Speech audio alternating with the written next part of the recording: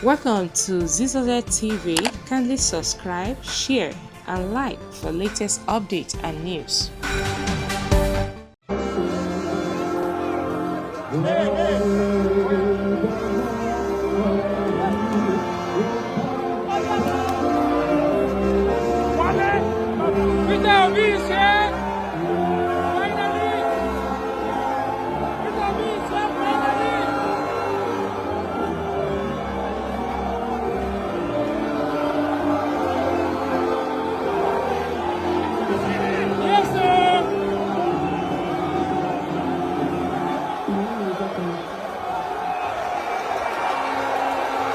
Thank you.